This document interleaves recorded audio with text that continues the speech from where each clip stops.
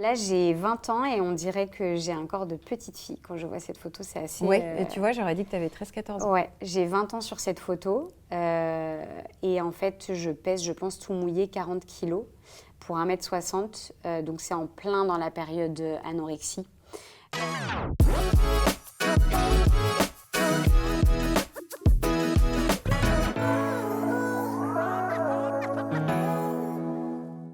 Bonjour à tous, je reçois aujourd'hui dans Safe Zone une jeune femme qui va nous faire du bien. Elle a de multiples facettes, elle fait de la cuisine, elle fait du fitness, elle fait de l'animation télé maintenant. Je la connais pas personnellement, mais je sais que vous l'aimez énormément puisqu'elle est suivie par plus de 3 millions de followers sur YouTube. J'ai hâte de faire la connaissance de Justine, alias Juju Fitcats.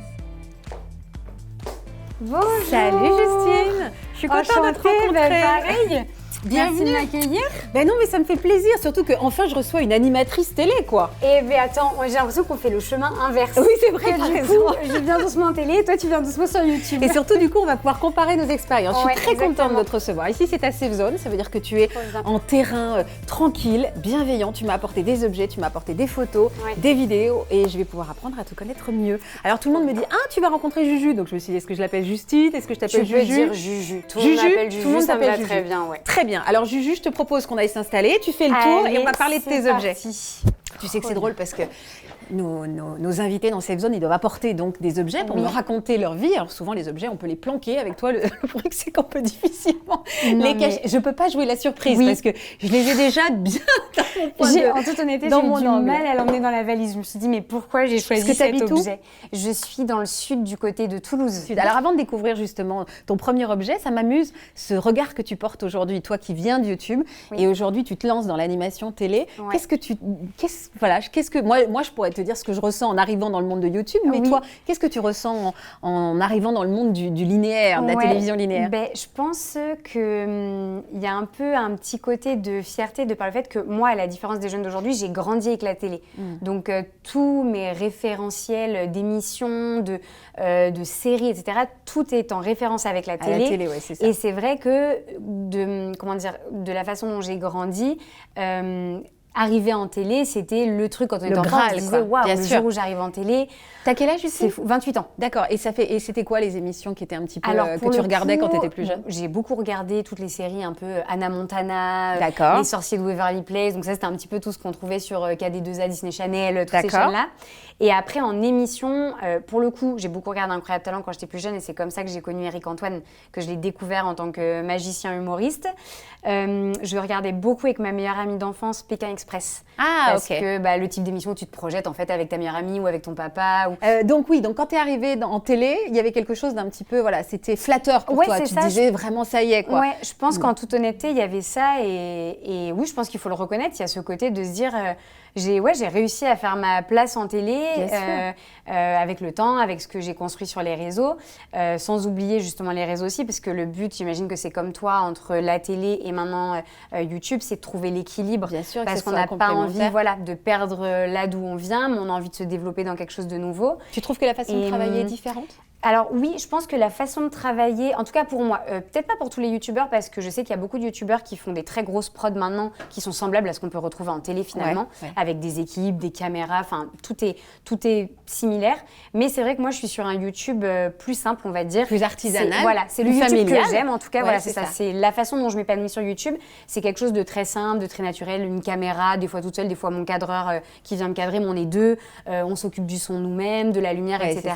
Donc du coup la télé, pareil, il y a quand même des moyens beaucoup plus professionnels. Et c'est ça, et en fait, je pense que j'aime bien ce mix entre les deux parce que du coup, je vois YouTube vraiment un peu comme ma safe place où je suis vraiment là avec ma communauté à échanger sur des choses de la vie de tous les jours, des expériences. Et la proximité. Exactement. Et puis la télé qui m'apporte quelque chose un peu autre, un peu différent, une autre évolution de carrière. Puis je me dis, j'ai la chance, comme toi, d'être dans un métier où on peut tellement avoir des expériences différentes tout le temps qui s'offrent à nous, qu'à partir du moment où on estime qu'elles sont suffisamment intéressantes et positives pour notre carrière, je me dis pourquoi ne pas les saisir. Ça permet de tester, de voir si on aime, si on est doué, et puis si c'est pas le cas, on passe à autre chose. T'as l'impression qu'on est plus exigeant avec toi ou on t'attend au tournant? Oui, je pense parce que c'est vrai que je m'en rends compte. Par exemple, Facebook est un réseau social qui est beaucoup moins utilisé par les jeunes aujourd'hui. Moi, c'était le réseau sur lequel on s'est inscrit au début après MSN, ma génération. Aujourd'hui, on sent que c'est une population qui est plus âgée sur Facebook que sur Instagram, par exemple. Et souvent, sur Facebook, c'est là que je vais avoir le plus de personnes qui, je sens, m'attendent un peu au tournant. Qu'est-ce qu'elle va donner en télé? Qu'est-ce qu'elle fait cette influenceuse à la télé? Elle n'a pas sa place là. C'est pas respectable? C'est pas respectable peut-être sur YouTube quand on arrive en télé? En fait, on dirait que c'est un peu ça, qu'en fait, je suis juste la petite influenceuse qui n'a pas travaillé pour être en télé et il y a des animateurs qui ont fait des études pour être en animation. Donc pourquoi c'est moi qui suis en animation et pas eux? Donc je sens qu'on attend presque un peu t'excuser. Voilà, soit m'excuser, soit vraiment prouver que si je suis là, c'est qu'il y a une bonne raison. Tu me fais découvrir ton premier objet? Allez. Alors, est-ce que c'est celui qui rentrait dans la valise ou celui qui rentrait pas dans la valise? Allez, je vais commencer par celui qui rentrait pas dans la valise. Enfin, il est rentré au final, mais j'ai dû enlever des vêtements. Oui, c'est ça. T'as sacrifié. Exactement. T'as sacrifié des choses. J'ai sacrifié. Là, j'ai vraiment pris juste les tenues dont j'avais besoin, quitte à les laver ou les porter 2 fois. Il est vrai ou pas? Alors. Oh non, ça va. C'est pas non plus. C'est une coupe que j'ai eue en octobre 2017. Octobre 2017. La première place la première place d'un concours qui s'appelle le Natural Fitness Show, qui, je crois, n'existe plus aujourd'hui, où, en fait, l'idée, c'est donc de se préparer dans un sport qui est le bodybuilding, donc la musculation pour un mot un peu plus facile, pour que les gens comprennent plus facilement, où, en fait, globalement, qu'est-ce que ça consiste? C'est s'entraîner et manger suffisamment pour construire de la masse musculaire.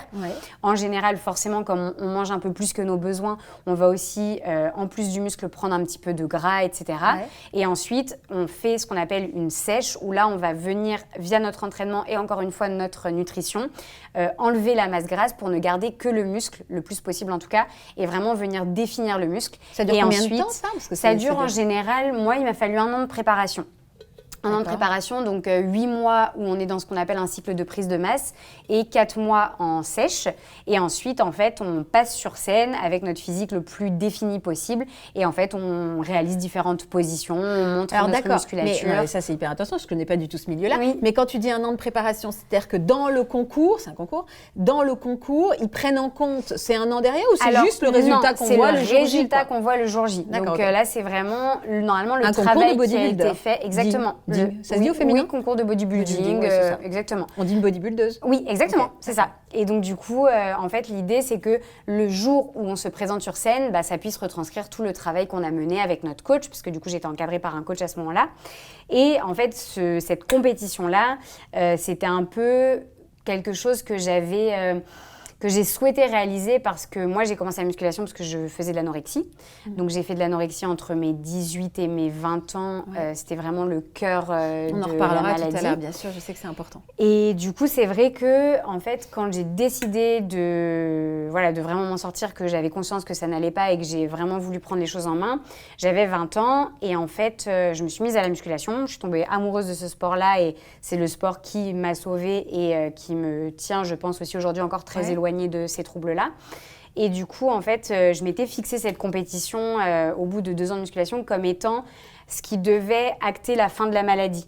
C'est-à-dire le jour où j'aurais fait cette compétition et que j'aurais fait du mieux que je pouvais, je visais même pas forcément de gagner, mais que j'aurais été au bout du processus. De guérison, c'est sûr, je ne serais plus malade. Et en fait, c'était un peu l'objectif que j'avais en tête. Je m'étais dit, le jour où je passerai sur scène et que j'aurais fini tout ce processus-là, dans ma tête, je me disais, la signature de la fin de ma maladie. Exactement, la signature de la fin. Et après, tout ce qui s'en suivra sera que plus positif. Du bonus. Et donc, c'est vrai. Et tu as eu la première place. Et du coup, de façon totalement inattendue, j'ai gagné cette compétition. C'était un très beau moment parce qu'en plus, pour le coup, j'avais tous mes proches qui étaient venus me soutenir. Donc, autant mes amis d'enfance que mes parents. Et pourtant, Dieu sait que ma maman avait du mal à comprendre ma passion pour ce sport-là parce que c'est un esthétisme pour un corps féminin qu'elle n'envisageait pas forcément.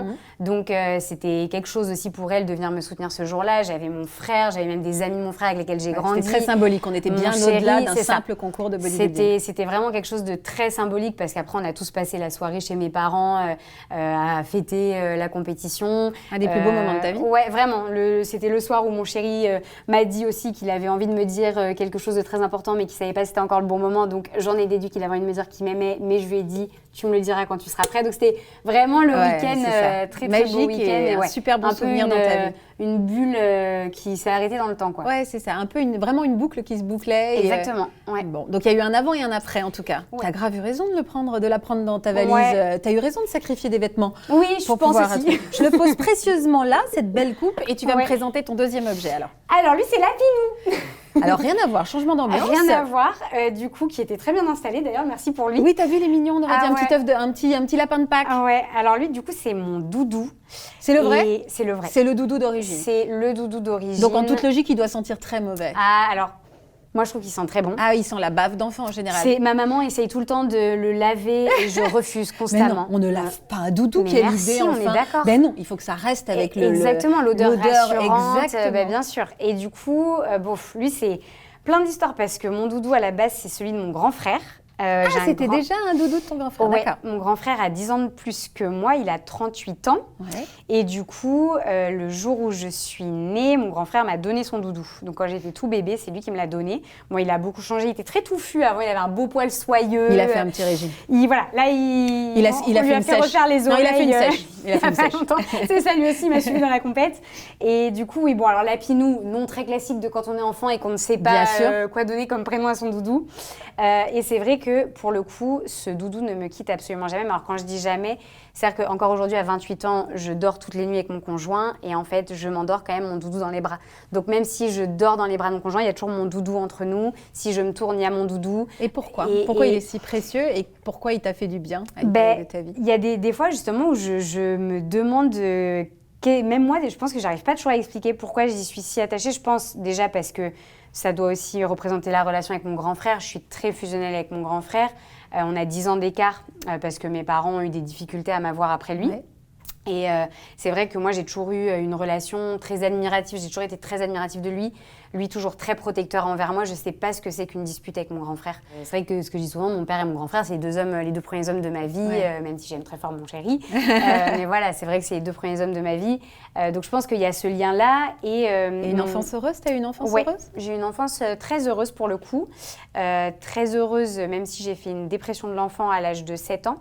C'est quoi une dépression? Enfin, je sais ce que c'est qu'une dépression, mais comment ça te tombe dessus, une dépression de l'enfant? Et ben, pour moi, en fait... À 7 ans, c'est passé quelque chose? Oui, en fait, quand j'avais 7 ans, j'ai assisté à 2 enterrements assez coup sur coup. Parce que, en fait, mes parents, à cet âge-là, m'ont laissé le choix de me dire est-ce que je voulais assister ou pas. Et j'avais dit à mes parents, oui, je me sens suffisamment apte à assister aux enterrements. C'était la maman d'un côté d'une petite camarade de classe qui était décédée très tôt et la grand-mère d'un ami d'enfance. Et donc j'avais assisté aux deux. Et en fait, je ne sais pas du tout ce qui s'est passé dans ma tête de petite fille à ce moment-là.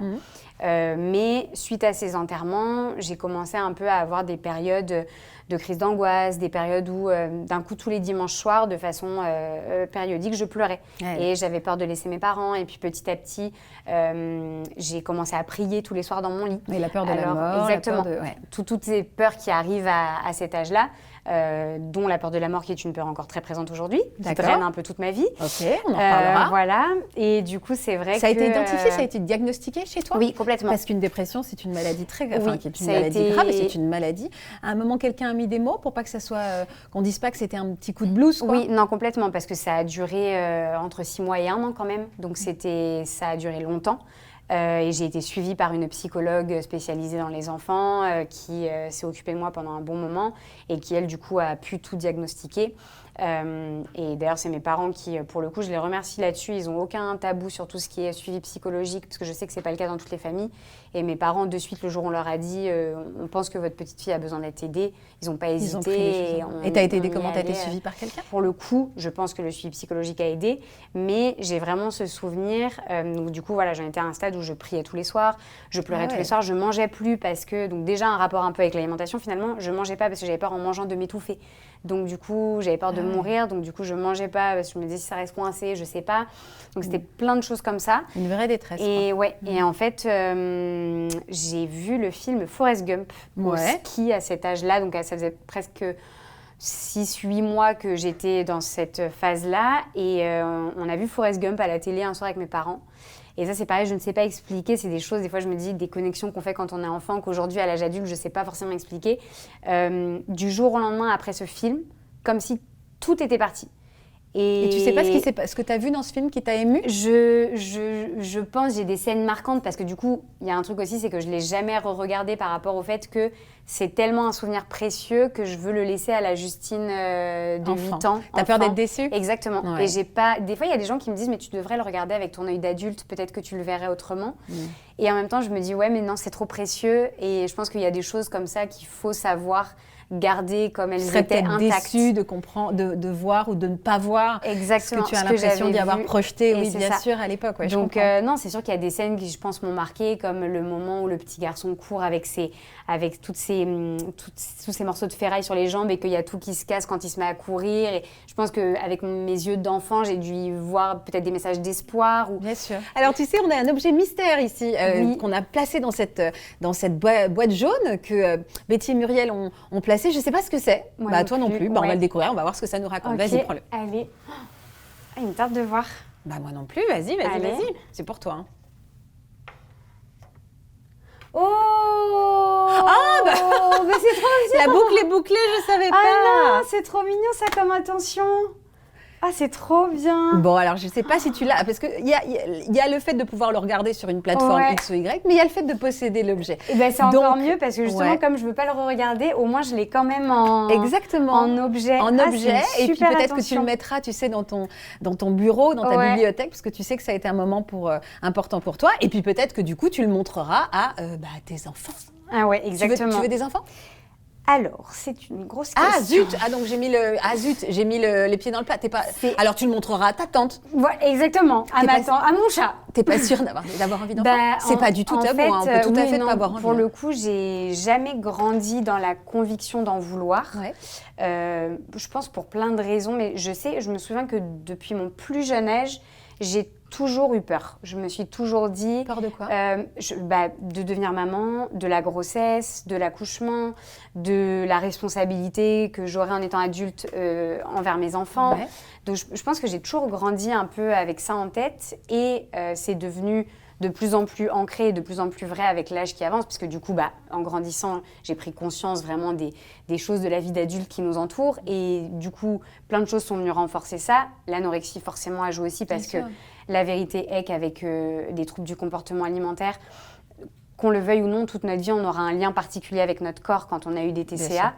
Et du coup, c'est vrai qu'aujourd'hui, je ne sais pas dire, je sais que je suis suffisamment forte aujourd'hui au quotidien pour ne pas retomber dans cette maladie, pour plein de raisons, mais la grossesse est, je pense, la chose qui me fait le plus peur vis-à-vis de ça, où je me dis, en fait, comment je vais réussir à gérer le changement sur mon corps lié à une grossesse, à un enfant, l'arrêt du sport, parce qu'aujourd'hui, j'ai cette sensation que si je ne retombe pas dans les TCA, c'est parce que le sport me tient loin de ça et que ma pratique quotidienne me permet d'en être loin. Tu peux faire du sport jusqu'au bout, peut-être pas au niveau auquel tu pratiques, mais néanmoins, tu peux quand même faire du sport. Exactement. Mais du coup, c'est vrai que... Ça t'angoisse plus qu'autre chose. Exactement. En fait, aujourd'hui, c'est vrai que quand j'y pense, je pense directement plus à toutes les choses qui m'angoissent qu'à ce que ça pourrait m'apporter. Et pourtant, c'est vrai que quand je vais tomber sur des photos de bébés ou quand je vois mes nièces et tout, je vais être la première à être hyper gaga, à être avec mes nièces. Enfin voilà, je suis pas maternelle, je suis pas leur maman, mais je vais être vraiment très proche d'elles.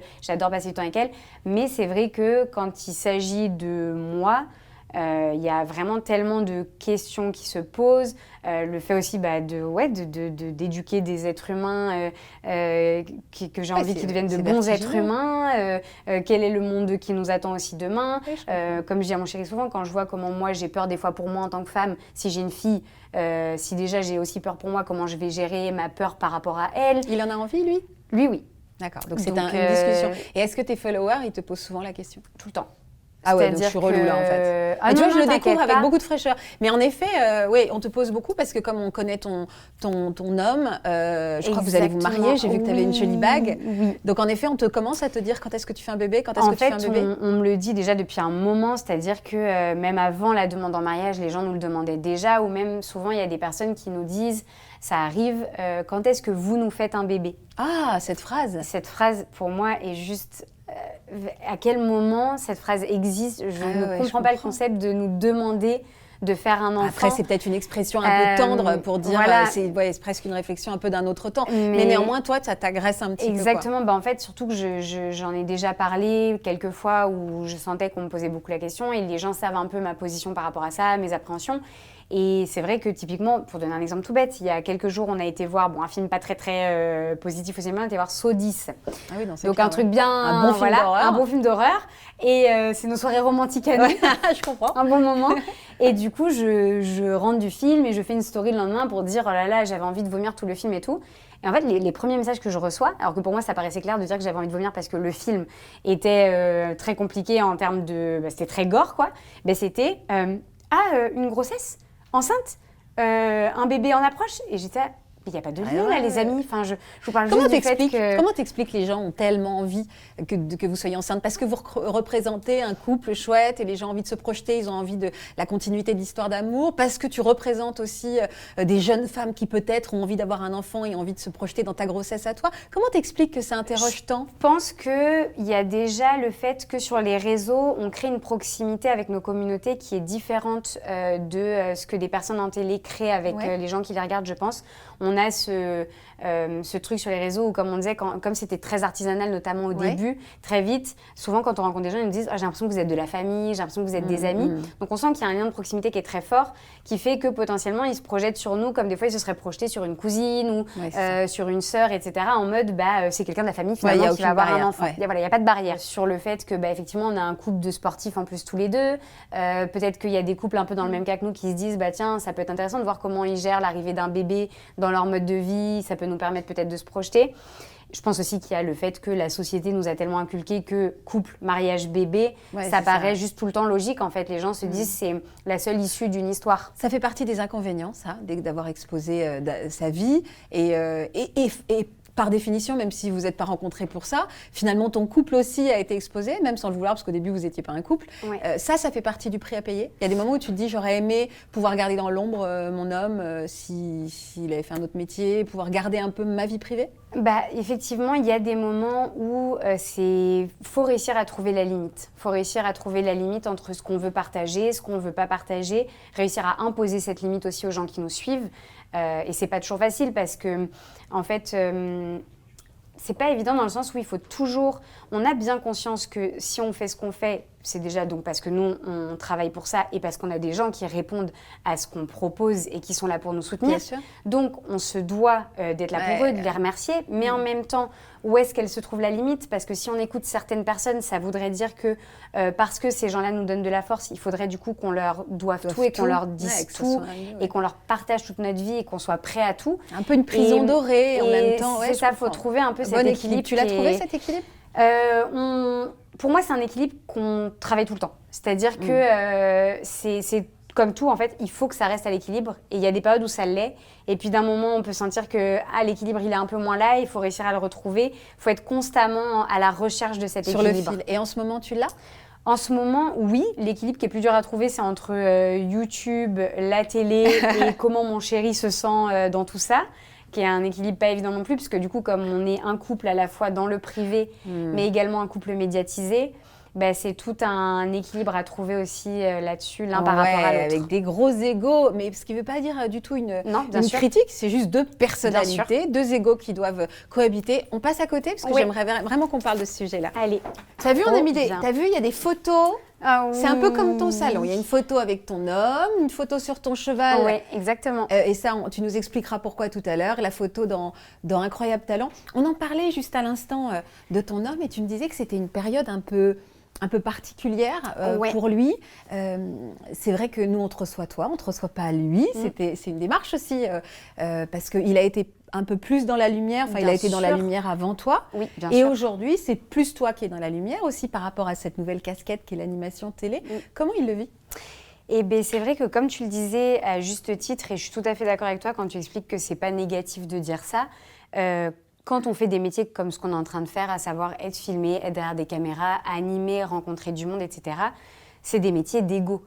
Ça ne veut pas dire que l'ego est mal placé. Non, pas du tout. Mais c'est des métiers où il faut avoir de l'ego parce que sinon, on ne serait pas capable de faire tout ça.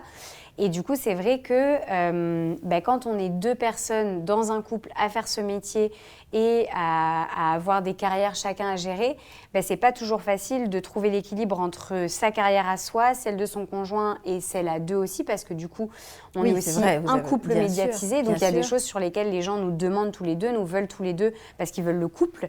Et donc, c'est toujours réussir à trouver cet équilibre et qui n'a pas toujours été évident, notamment aussi, comme tu disais, Thibaut était connu avant moi.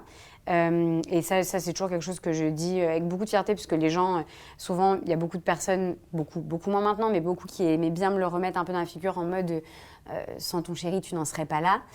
Et donc, moi, c'est quelque chose que... Tu as été femme d'eux un peu. Exactement. Et moi, c'est quelque chose que j'assume totalement. J'ai aucune honte à dire que mon chéri m'a fait confiance quand on s'est rencontrés, qui m'a mise en avant, parce que j'estime que s'il l'a fait, c'est qu'il a cru en ce que je pouvais apporter, en moi, en mon travail. Et du coup, c'est vrai que ça a démarré comme ça, mais c'est le premier aujourd'hui à dire, quand on en parle tous les deux, quand on en parle avec des gens, que si je fais tout ça maintenant, c'est parce que moi, j'ai travaillé derrière. Oui, c'est-à-dire que tu es en train de me dire, j'essaie d'être hyper concrète, qu'il y a des choses au départ qui étaient plus, qui lui revenaient plus, dans le couple, dans vos rôles respectifs, qui aujourd'hui, c'est plus toi qui va porter certaines choses. Exactement. Et que le jeu est un peu redistribué. C'est ça, c'est-à-dire que par exemple, au début, dans notre couple, dans la partie boulot, c'était lui qui était amené à beaucoup bouger, qui était beaucoup en déplacement, qui était beaucoup en tournage à droite à gauche. Et moi, j'étais beaucoup plus sur des tournages finalement à la maison, parce que je tournais beaucoup de recettes en cuisine, je tournais beaucoup de vidéos face caméra où j'expliquais mes expériences de vie, etc.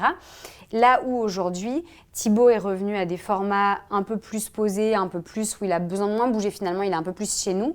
Et où c'est moi finalement qui suis tout le temps à droite à gauche et lui qui, on va dire, m'attend un peu plus à la maison. Des fois, quand on en parle, je pense qu'il y a un peu, peut-être une genre de peur que je lui échappe. Moi, c'est un peu comme ça que je le vois, dans le sens où je pense que comme il m'a mise en avant au début, des fois, j'ai peur qu'il pense que c'est comme s'il ne pouvait plus rien m'apporter. C'est-à-dire qu'il m'a mise en avant, ma carrière s'est développée, voilà. Et du coup, aujourd'hui, je fais d'autres choses. Et j'ai l'impression que des fois, il n'ose pas le dire, mais qu'il a cette peur de, finalement, est-ce que maintenant, je lui apporte encore ? Et donc, est-ce que finalement, elle a encore besoin de moi ?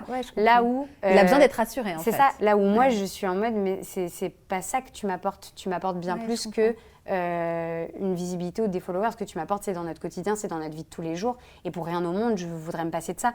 Donc, et c'est pas facile parce que là, c'est à moi, du coup, d'essayer de le rassurer. Je suis quelqu'un qui ne suis pas très douée dans tout ce qui est expression des sentiments. Ah, tu dis pas beaucoup je t'aime ? Oula. Non, c'est vrai, tu dis pas beaucoup je t'aime ? Alors, à mon chéri, ça va. Mon chéri... à qui tu dis pas je t'aime alors ? Mes proches. Ah ouais ? Ouais. Tu parles pas beaucoup de tes émotions, de ce que tu ressens ? Non, et autant dans le positif que le négatif. Et lui, parfois, il te reproche de pas lui dire assez ? Non, pour le coup, il me le reproche pas du tout. Là-dessus, c'est moi qui me le reproche des fois à moi-même quand je parle avec lui, c'est-à-dire qui parfois de moi-même m'excuse ou lui dit je suis désolée d'être comme ça, je suis désolée de ne pas être capable de, ou c'est pas parce que je te le dis pas que je le ressens pas. Et pour le coup, c'est vrai que j'estime avoir la chance, parce que c'est pas le cas de tout le monde, d'être avec quelqu'un qui me comprend et m'a choisi avec tout ce qui fait que je suis moi, qui essaye pas de me changer, là où je sais que même moi, je suis moins douée que lui, dans le sens où des fois moi je vais être plus exigeante, je vais être plus en mode non mais j'aimerais bien que tu fasses plus ça que ça et tout, là où je suis tombée sur quelqu'un qui vraiment avec mes défauts me prend exactement comme je suis et avance avec ça et essaye de composer. Alors on a une petite surprise pour toi. Coucou ma Juju, j'espère que tu vas bien, que tu passes une très bonne journée en compagnie de Faustine. Je suis sûr que tu es en train de faire une émission magnifique. Dans tous les cas, il n'y a que des gens magnifiques dans cette équipe. Donc tu vas assurer, j'en suis certain. Juste un petit message pour te dire que je suis très très fier de toi. Merci beaucoup, grâce à toi, je sors régulièrement ma zone de confort. Tu sauras de quoi je parle. Et je suis très fier de toi, de ton parcours, de ta personne, de ce que tu es, de ce que tu es en train de devenir. Et je te souhaite le meilleur et j'espère continuer à partager ta vie. Je croise les doigts pour le meilleur et pour le pire. Voilà, parce qu'on le sait, un couple, il y a de hauts et des bas, mais surtout en faire un maximum de hauts ensemble. Et juste, je te souhaite le meilleur, je t'aime fort. Et tu déchires tout. Très très fier de toi. T'es la meilleure. Je t'aime. Ouais, c'est pas facile. Hein. C'est vrai que là, depuis l'arrivée de la télé, on traverse une période pas facile du tout. Pourquoi ? Ah, je vais pleurer, ça y est, j'ai trop pleuré ces jours-ci, je suis désolée. Pourquoi pas facile ? Vous ne voyez pas assez ? Non, c'est même pas qu'on se voit pas assez, c'est que... En fait, je pense qu'il a des craintes...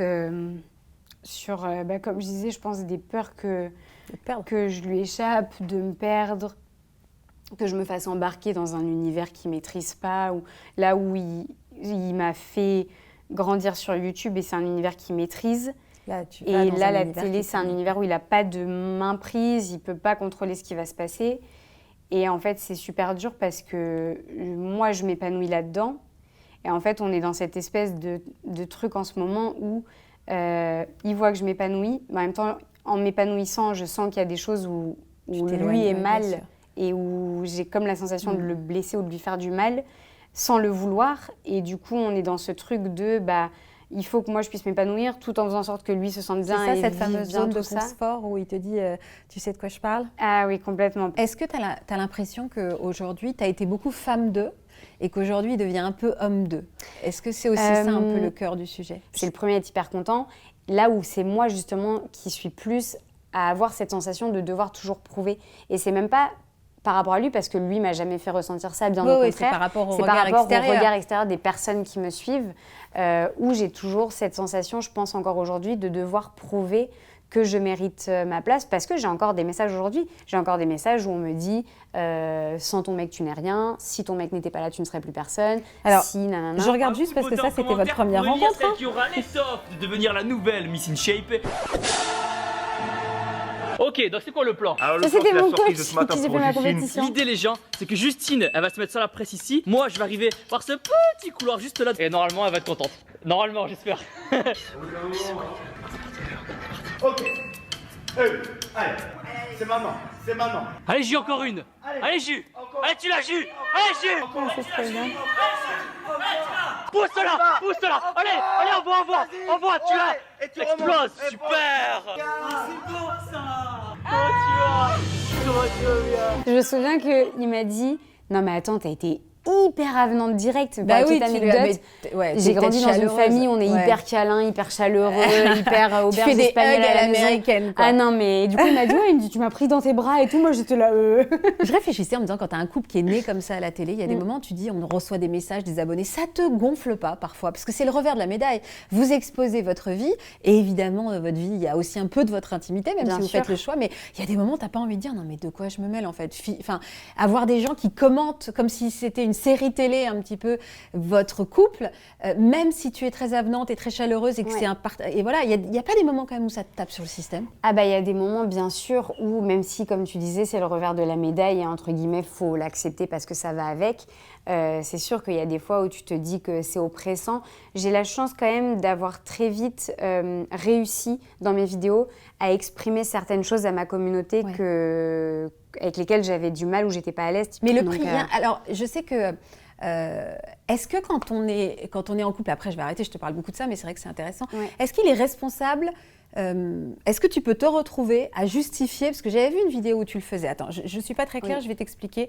Regarde cette vidéo que tu avais. Maintenant, comment est-ce que je gère les critiques sur Thibaut? Ça pourrait être intéressant d'ailleurs dans l'autre sens, si on lui posait la question à lui, comment est-ce qu'il peut gérer les critiques sur moi. Je pense qu'on gère ça très différemment. Peut-être que je le gère un peu moins bien que lui, j'avoue. Je vais être très honnête avec vous. Moi, le vrai Thibaut, je l'ai au quotidien. Et je sais ce qu'il est, ce qu'il vaut, la bonne personne qu'il est. Et en fait, parfois, ça me rend ouf quand je vois les gens limite attendre après moi que quand mon mec ne dit pas toujours les choses comme il faut, je l'accorde, c'est vrai, il a pas toujours les bons mots. Parfois, il y a certaines choses qu'il a envie de dire, qu'il ne dit pas toujours de la bonne façon, etc. Et quand ça arrive, très souvent, c'est ma veste à moi qu'on vient attraper. Meuf, il faudrait que tu reprennes ton mec sur telle et telle chose. C'est presque si on n'attendrait pas que je lui en mette plein la gueule, en fait. C'est relou ça, c'est relou.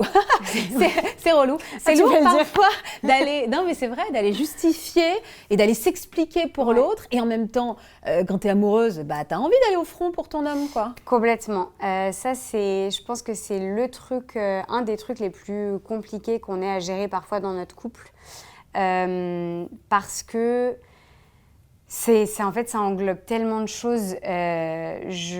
Bon, déjà, il y a des moments où il y a des choses que je trouve injustes. Je sais que, comme je dis dans ma vidéo, Thibaut est quelqu'un, sur certains sujets, qui ne va pas toujours bien s'exprimer, qui des fois va dire des choses avant peut-être parfois de s'être suffisamment renseigné. Et va s'excuser après. Je dis pas est-ce que c'est bien, est-ce que c'est pas bien, ça reste juste un être humain qui essaie de parfois faire maladroit, quoi. du mieux possible, mais qui parfois est maladroit. Et il y a aussi des choses où il a eu des pensées quand il était plus jeune qui ont évolué, mais aujourd'hui on est dans une société où on ne laisse pas la chance aux gens. Donc en fait, tu peux changer, tu peux devenir une meilleure personne. On se souviendra juste de ce que tu étais il y a 10 ans et on ne va pas accepter que tu aies pu changer. Ça, c'est quelque chose qui m'embête énormément. Et par exemple, un exemple que je donne souvent, parce que bon, il n'y a pas de débat, il le sait, il est très à l'aise avec le fait que j'en parle. Quand il était plus jeune, il a eu une grosse période où il a été agressé, batte de baseball, etc. Par du coup trois personnes, une personne d'origine polonaise et 2 personnes d'origine arabe. Et il a fait à 17 ans un gros amalgame. Et donc il a eu une grosse période où en fait, il en voulait à tous les Arabes, à tous les musulmans de l'agression qui lui était arrivée. Et donc, il a eu cette période un peu noire où il n'avait pas forcément les personnes autour pour pouvoir lui permettre de ne pas faire cet amalgame-là. Et du coup, en fait, ça a duré le temps que ça a duré, soit quelques années quand il avait 17-18 ans. Et en fait, à cette époque-là, donc, il a eu publié des statuts Facebook qui étaient des fois des phrases issues de sketchs d'humour qu'on ne ferait plus aujourd'hui, très clairement, parce que ça ne passerait plus du tout. On l'a accusé de racisme. Et on l'a accusé de racisme. Et où là, quand on en parle tous les deux, il me dit « Mais oui, mais j'ai eu une période où, pour le coup, je voyais le noir partout. » Et il me dit, très honnêtement, il me dit « Bah ouais, j'avais 17 ans, je venais de me faire agresser, j'avais pas le recul. » Et aujourd'hui, et heureusement, comme tout être humain, il a pu évoluer parce qu'il a fréquenté tout un tas de personnes, de tout un tas de religions, de tout un tas de pays d'origines différentes. Et en fait, ça fait quasiment 13-14 ans et on va continuer de lui ressortir ça comme si c'était quelque chose qui était toujours actuel. Et en fait, c'est ça le truc des réseaux, c'est que comme tout est ancré, on va te garder des choses d'il y a X années. Et ça te fait pas peur, toi, pour la suite? C'est-à-dire de te dire qu'aujourd'hui, ce que tu dis aujourd'hui, on va peut-être te le rebalancer dans 20 ans et qui sait, tu auras peut-être changé d'avis en fait. Complètement. Et en fait, tu as l'impression que tu ne peux pas changer d'avis, tu ne peux pas évoluer, tu ne peux pas devenir quelqu'un d'autre, parfois une meilleure personne, etc. Et en fait, c'est vrai que c'est hyper frustrant parce que moi, j'ai Thibaut au quotidien, je l'ai avec mon quotidien. Et même, tu sais, des fois, je vois des choses en mode, on traite mon mec de sexiste, de misogyne. Et je me dis, mais si je sais pas, le quart des femmes que j'ai dans mon entourage avaient la chance d'avoir le conjoint que j'ai à la maison, en fait, mais j'ai l'opposé d'un sexiste ou d'un misogyne au quotidien avec moi. Et ça me blesse. Ouais. Ça me blesse parce qu'en fait, c'est la personne que j'aime et que c'est plus dur quand on attaque la personne que t'aimes que quand on t'attaque toi. Et en fait, c'est horrible parce que dans ces moments-là, c'est comme quand il y a la petite voix dans ma tête qui a envie de lui crier « j'ai besoin de toi ». J'ai une petite juju dans ma tête qui aurait envie d'hurler aux gens et de prouver par A plus B à quel point j'ai la chance d'avoir quelqu'un d'exceptionnel en fait, qui m'accompagne dans ma vie de tous les jours. Et où là, Thibaut est beaucoup plus fort que moi, où il est en mode « mais tu sais, j'ai rien à prouver à personne, je sais ce que je vaux et tant que mes proches et les gens que j'aime le savent, j'ai pas besoin d'aller prouver à la terre entière que je suis quelqu'un de bien ». Où là, moi, c'est vrai que par moment, je voudrais pouvoir le hurler aux gens et leur montrer, en fait. Et c'est vrai que ces moments-là, c'est dur. C'est dur parce qu'encore une fois, même, c'est tout bête, et je dis pas ça pour vanter mon chéri, mais à chaque fois qu'on va quelque part, qu'on rencontre des nouvelles personnes, qu'on rencontre des équipes, je vois à quel point les gens se rendent compte à quel point il est simple, à quel point c'est quelqu'un d'humain, de sensible, d'hyper avenant avec tout le monde, d'hyper gentil, d'attentionné envers tout le monde. Mon chéri, c'est tout ça. Et donc, il y a plein de fois où même, tu vois, sur plein de sujets d'aujourd'hui, combien de garçons mettent la pression à leur chéri pour les enfants. Là où, tu vois, moi, la première, je me suis mise la pression, où à un moment donné, quand on a choisi de se marier, je lui ai dit... tu sais, je pense pas que je suis la bonne personne pour toi parce que tu veux une famille et qu'aujourd'hui, je sais pas si je suis capable de t'en donner une. Et comment est-ce qu'on va faire dans X années quand on aura vraiment une envie profonde et que moi, je serai toujours peut-être là en mode qu'est-ce qu'on fait bien sûr. Et je lui ai dit, je peux pas te forcer à rester avec moi si je te prive d'un bonheur. Alors c'est horrible parce que tu es en train de dire à la personne que tu aimes du plus profond de ton cœur que tu te vois pas vieillir sans elle, voilà, c'est vraiment la personne que tu te vois accompagner toute ta vie, que potentiellement il serait plus heureux ailleurs.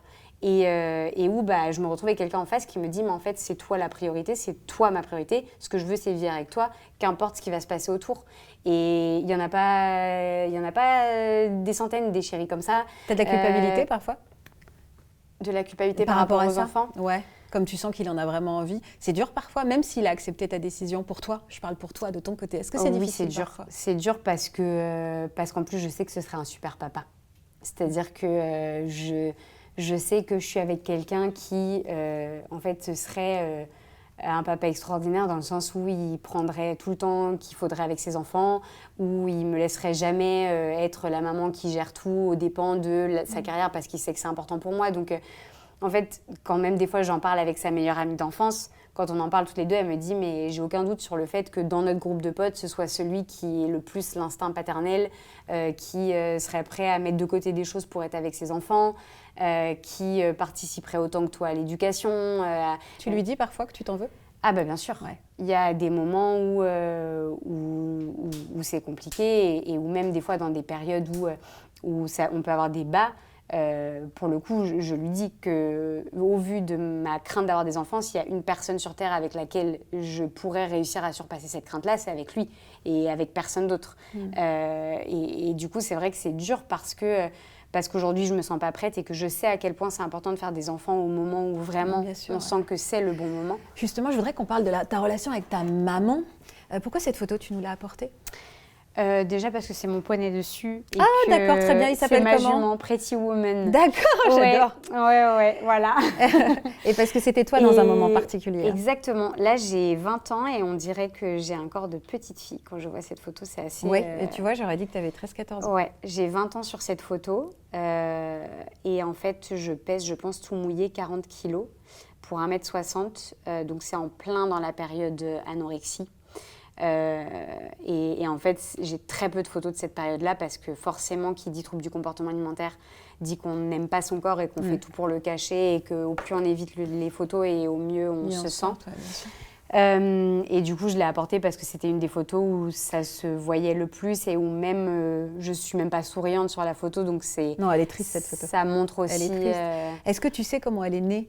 On dit toujours que l'anorexie, c'est évidemment le symptôme d'un mal-être. Est-ce que tu sais à quel moment ces troubles alimentaires se sont exprimés? Est-ce qu'il y a une histoire particulière derrière? Ouais, je pense que c'est né d'un mal-être de ma maman.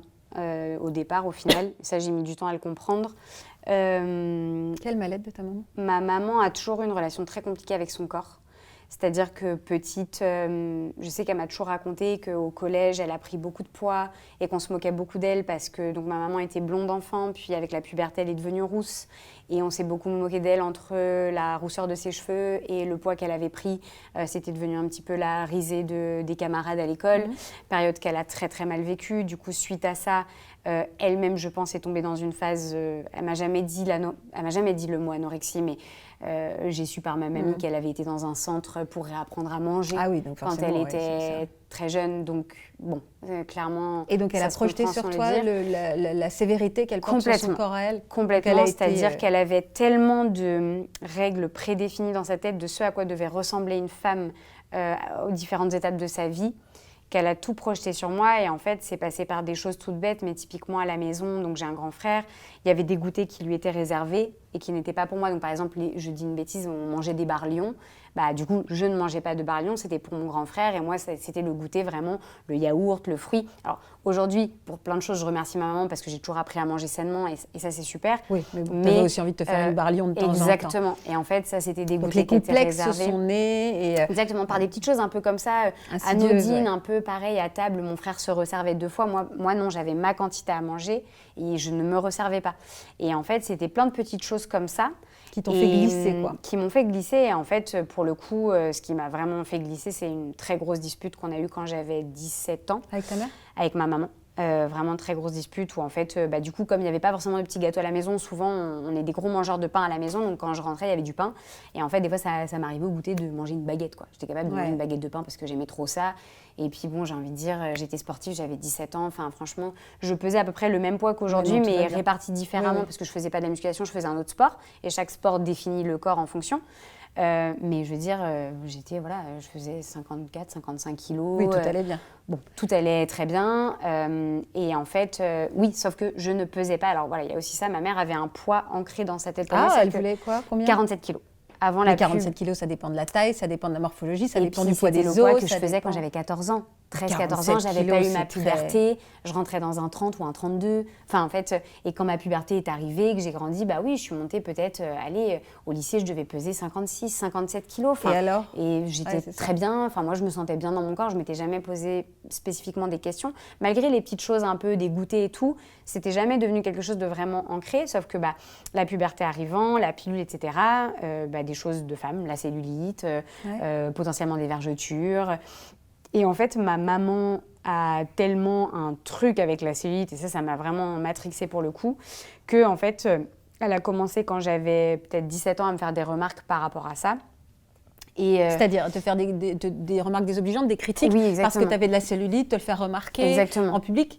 Alors, pas en public, ça restait dans le domaine de quand on était à la maison. Ouais. Ça, pour le coup, elle ne l'a jamais fait devant des gens, et tant mieux. Mais au final, le fait qu'elle le fasse juste devant moi, ça suffisait à ce que ça me blesse. Voilà, je veux dire, ça allait être juste devant mon père, Bien devant sûr. mon frère ou ma belle-sœur, qui est comme ma grande sœur parce que j'ai grandi avec elle. Et c'était quoi cette dispute quand tu avais 17 ans? Quand j'avais 17 ans, Avec c'était cette lié au histoire de fait que baguette. j'étais rentrée du lycée, j'avais mangé la baguette parce que j'avais faim et voilà, je rentrais d'une grosse journée d'école et puis j'avais juste envie de manger la baguette et j'étais sur Skype avec un copain et pour dire à quel point ça a choqué mon pote parce qu'en fait mes parents, tout le monde adore mes parents. Mes parents vraiment, enfin, j'ai grandi dans une maison comme je disais, c'est l'auberge espagnole, il y a toujours du monde. Tous les potes de mon frère ont grandi chez nous, tous mes potes ont grandi chez nous. Ma mère faisait toujours les courses pour 10 pour que tout le monde puisse venir manger à la maison. Donc les gens adoraient venir chez nous et c'était chez nous qu'on faisait toutes les soirées. Et donc quand j'étais sur Skype avec cet ami-là et qu'il a entendu ma maman et la dispute qu'on a eue, il m'a dit mais c'est pas possible, c'est pas ta maman. Et j'ai dit oui, mais s'il y a un domaine où ça peut la faire vraiment vriller, c'est mon physique et ce qu'elle projette en fait sur mon physique. Ouais, c'est dur. Et qu'elle a eu surtout des mots très durs à mon égard. Je ne les dis pas forcément parce que je sais que c'est dur pour elle quand j'en parle, parce que je pense qu'elle a eu aussi un peu un moment donné où ce truc un peu, tu sais, des fois où tu essayes d'oublier, tu fais comme si c'était pas arrivé. Parce que des fois, quand on en reparle toutes les deux, elle me dit « mais non, j'ai pas dit ça Ouais. ». Et je dis « si, c'est les mots que tu as dit ». Et elle me dit « mais non, c'est pas possible, Justine ». Bah si. Et je lui dis, moi, tu sais, j'ai pas pu oublier. Je te promets, ça, c'est des mots que j'oublierai jamais. Cette dispute-là, je pourrai jamais l'oublier. Elle fait partie de mon histoire. Et du coup, c'est pour ça que je l'ai dit pas, parce que je sais que Par respect pour elle, ouais. exactement, c'est par respect pour elle et ça la ferait replonger dans des choses difficiles. Et à contrario, c'est une très bonne maman pour plein d'autres choses. Mais voilà, chaque parent, je pense, a ses torts, a ses défauts par rapport à son histoire personnelle. Suite à cette dispute-là, je suis tombée dans une anorexie volontaire où j'ai au début voulu le choix faire de manger, exprès d'arrêter de manger pour être malade et pour lui dire bah tiens, tu vois, c'est de ta faute. Si je suis malade, c'est parce que tu as dit ça et du coup tu vas en payer le prix. Ce qui est bête parce qu'au final c'est moi qui en paye le prix en première. Et sauf qu'en fait très vite mon frère s'en est rendu compte, mon papa aussi, donc ils ont parlé avec ma maman. Et du coup bah, ça a permis un peu d'arranger les choses. Moi je me suis dit c'est pas raisonnable, il faut que je remange. Et donc je me suis remise à manger. Là je suis arrivée vers mes 18 ans. Et en fait, suite à ça, il y a quand même un truc inconscient qui se construit, qui se nourrit à l'intérieur. Et donc, petit à petit, je me suis dit au début, un peu comme une bonne idée, tiens, si je me mets... Alors, je faisais beaucoup d'équitation, mais je me suis dit, si je me mets à courir, faire un sport un peu comme ça, peut-être que ma maman va se dire, bon, bah c'est bon, en fait, maintenant qu'elle court, qu'elle fait son sport, elle peut manger ce qu'elle veut. Et du coup, c'est là que ça devient un peu piégeux, parce que je me suis mise à courir. Je voyais qu'en mangeant normalement, je perdais un peu de poids. Et je me suis dit, ah, tiens, c'est marrant, ça marche bien. Peut-être que si j'enlève tel aliment, ça va aller plus vite. Et puis j'enlève tel aliment, puis je perds encore plus de poids. Et puis en fait, ainsi de suite, c'est la spirale. Et tu te retrouves à courir 42 km par semaine et à manger des feuilles de salade et un yaourt dans la journée, quoi. Et en fait, ça a duré 2 ans. J'ai été suivie par une psychologue parce que j'avais conscience que ça n'allait pas. Mais j'arrivais pas à en sortir, je faisais que m'enfoncer. Et puis à un moment donné, c'est mon médecin qui a dit « Mais là, Justine, t'es tombée à 40 kilos. » Enfin, à un moment donné, et de façon rapide, ça va pas du tout. Puis il y avait un vrai sujet mental. Et du coup, je me suis fait suivre par une psychologue. Et en fait, c'est là que ma psychologue m'a dit, et c'est ça qui a vraiment été le déclencheur, il faut que vous vous détachiez de la relation que vous avez avec votre maman. Parce qu'aujourd'hui, votre maman projette des choses qu'elle veut pour elle sur vous. Et vous ne pourrez jamais être épanouie et devenir la femme que vous avez envie et besoin d'être si vous restez là et que vous ne changez pas les choses. Et du coup, je suis partie au Canada. Et là, en fait, moi, quand elle m'a dit ça, le truc que j'ai compris, c'est pars loin. Éloigne-toi. Et pars loin et fais ta vie. Aujourd'hui, vous êtes en paix avec cette histoire avec ta maman ? Elle est là, elle n'est pas là, mais elle est venue avec toi aujourd'hui. Ouais. Elle n'est pas là avec nous dans ta safe zone. Est-ce que c'est toi qui lui as demandé de ne pas être là? Oui, je lui ai demandé de ne pas être là, déjà parce que je ne voulais pas que ça la blesse si on en reparlait, parce que j'en ai beaucoup parlé dans des interviews et dans mon livre, et je sais que c'est toujours un peu difficile pour elle d'assister à ce passage-là des interviews. D'accord. Donc déjà, pour la protéger, je me suis dit, tu sais, c'est mieux si tu es tranquille en train de parler avec quelqu'un et que voilà, tu penses à autre chose. Et puis parce que c'est plus facile aussi pour moi de me livrer quand je sais qu'elle ne me regarde pas et qu'elle n'est pas là. Bah oui. Et c'est ça qui est marrant, c'est qu'on travaille ensemble aujourd'hui, ça se passe très bien. Je pense quand même que... Elle fait quoi avec toi? C'est mon manager. Tu parles beaucoup à des jeunes femmes qui sont anorexiques, qui t'écrivent? Beaucoup. Et c'est pour ça que j'essaie de rassurer ma maman là-dessus, c'est qu'il y a beaucoup d'histoires similaires à la mienne, en fait. Il y a beaucoup d'histoires où c'est beaucoup un parent et beaucoup des femmes, souvent, parce qu'en fait, ça fait partie de notre société. Je pense on a grandi, on s'est construite dans un monde où aujourd'hui notre physique passe avant tout. On doit être comme ci, on doit être comme ça parce qu'on doit être féminine, parce qu'on ne doit pas voir la vieillesse apparaître sur nos corps. Tellement de choses qui sexualisent notre corps avec une certaine image que du coup, finalement, il y a beaucoup de mamans aujourd'hui qui, sans s'en rendre compte, se retrouvent dans le même schéma que la mienne avec leurs filles. Et donc, j'ai beaucoup de témoignages autant de mamans que de filles, c'est-à-dire soit de filles qui sont dans ma position, soit de mamans qui sont dans la position de ma maman et qui me disent, en fait, à travers votre histoire, je me reconnais, je me rends compte qu'il y a des choses que j'ai dites que j'aurais peut-être pas dû dire, des comportements que j'ai eus. Et du coup, c'est pour ça que des fois, je lui dis, vois notre histoire aussi d'un point de vue positif. Il n'y a pas que du négatif dans tout ça. Oui, c'est dur, parce que c'est dur d'assumer, c'est dur à raconter, mais derrière, c'est des gens qu'on aide et qui feront peut-être pas les mêmes erreurs que nous, qui iront peut-être plus vite dans le processus de guérison. Et je pense que c'est positif. Mais c'est vrai que c'est pas facile parce que même si aujourd'hui elle a fait le travail et que je suis très reconnaissante du fait qu'elle ait fait ce travail-là, je sens que c'est à moi de réussir aussi à guérir certaines choses parce que du coup j'ai gardé un peu cette espèce de tension un peu entre ma maman et moi. C'est-à-dire que j'ai tellement été habituée à ce que pendant une partie de notre relation, dans notre vie, on soit tout le temps en conflit, que j'ai l'impression que c'est la seule façon avec laquelle je peux communiquer avec elle.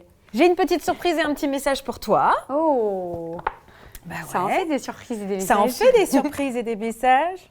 Quelqu'un qui t'aime beaucoup aussi et qui avait envie de te mettre un message. Bon, ma chère Juju Fitcat, je me rappellerai toujours cette première rencontre où tu es venue chez moi dans mes bureaux, enfin dans mon loft de cuisine, où tu m'as appris que la levure chimique pouvait être très activée par un vinaigre de cidre pour faire, on va dire, faire gonfler le gâteau. Et tu as découvert qu'en fait, c'était peut-être pas une bonne idée. Et la deuxième chose de ma vie, c'était d'avoir fait les traîtres avec toi.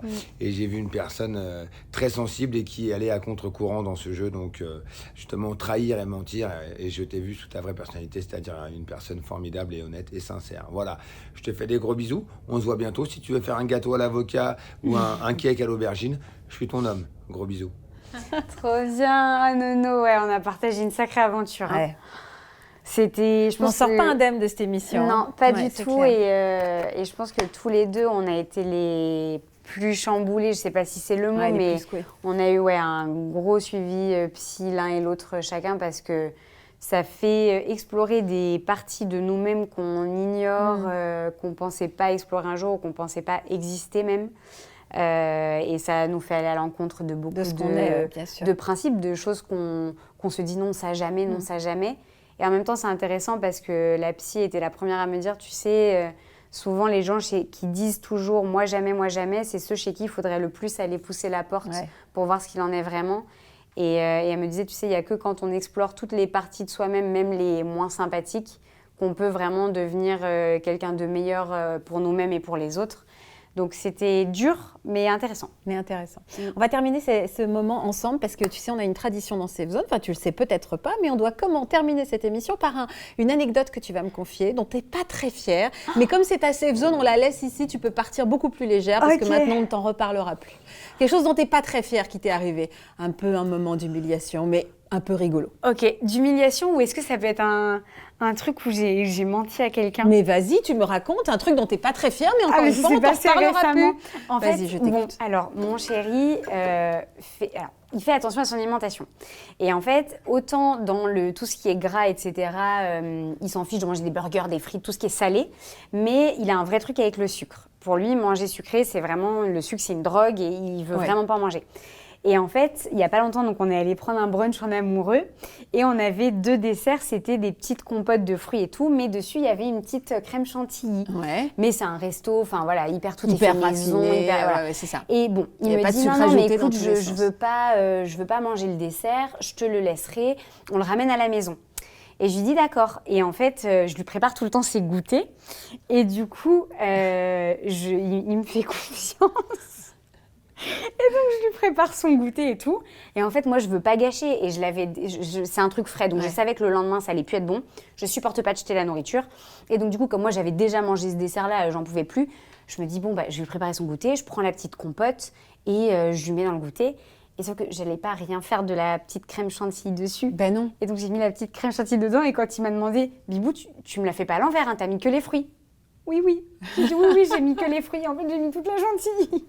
Il t'en a voulu? Et non, je lui ai pas dit. Ah, tu lui as pas dit, il va le découvrir là? Eh ben, on l'embrasse pour les 17 kilos de sucre, donc, que Thibaut a pris à ingurgiter. T'es pas très fière? Oh, c'est gentil quand même. Si c'est ça, j'ai envie de te dire, c'est un piège amoureux. Ah, voilà, non, mais en fait, c'était la preuve. Au moins, il aura la preuve que ça ne change rien à son physique. Voilà, Il pourra se exactement. détendre. Et on a parce que, fait une démonstration. Au final, tu vois, exactement. Mais je suis pas fière parce que je me revois lui dire oui, Bibou, t'inquiète, j'ai pas mis la chantilly, j'ai juste mis Je les te poires. promets. Et en fait, pas du tout. Et en fait, pas et là, du tout. j'espère qu'il va pas Ça se trouve, il va t'en vouloir. Il m'a fait, tu as osé me mentir. Tu as osé me mentir. Ah non, je suis foutue. Merci beaucoup, Juju. En tout Ben, cas, merci à j'étais toi, c'était contente, super. Justine. Vraiment, allez, viens. On va faire une photo. Est-ce que tu savais que le petit miroir là, c'était pour Se voir? Ouais, tu savais? Ah non. Eh ben voilà, hyper Eh ben, pratique. On est nickel. là pour t'apprendre des choses. Allez. Ça te va. Donc là, tu te vois, hein? Et voilà, bien. ça c'est Ah, la j'adore tradition. les Instapics, Moi aussi c'est j'aime trop bien, je bien. trouve ça trop bien. Ah ouais. Merci beaucoup en tout Ben, cas. merci à toi, c'était Juju. Donc on super te retrouve dans intéressant. Incroyable Talent et Oui. puis donc peut-être Dans sur un d'autres plateau. endroits, peut-être, on espère. Peut-être qu'un jour on présentera une émission ensemble. Avec plaisir. C'est un peu ce qu'on Alors a fait, là. écoute, même je serais très ouverte à l'idée que tu m'ouvres ton frigo si ça te dit. Ah, J'ai une série qui s'appelle Balance ton oui, frigo je sais, sur ma je chaîne. le vois. Et les gens adorent ouais. et on ne juge aucun frigo. Ah, promis. Ils Moi sont je hyper cuisine pas bienveillants. du tout quoi. Ah, mais c'est pas grave. J'ai fait Genre des frigos dans des degré, frigos, quoi. il y avait Ah ouais rien. Il y avait rien. Ah, mais vraiment. Ok. Ah non, ils sont Ok, hyper d'accord. bienveillants, hyper ouverts. Bon, je suis ils d'accord. adorent. Je suis Avec d'accord, plaisir. mais je ferai semblant, enfin je mentirais. Non, faut pas. Non, En mais je vrai- ferai des courses avant et je te Mais mentirai. fais tes vraies courses. D'accord, ok. Ah non, Ok. fais tes Mais vraies tu vas courses. me disputer. Ah mais pas du tout, pas du tout. D'accord. Au contraire, au moins Ok. on apprend, on explique plein de Eh choses. et ben, tout, non, donc c'est très c'était cool. Juju Ficats dans ces zones. Pardon, c'est dur à dire. Hein. C'était Juju dans Safe Zone et donc peut-être bientôt Dans tu ton viendras frigo. dans mon frigo. Exactement. À bientôt, merci. Bisous. Au revoir tout le monde.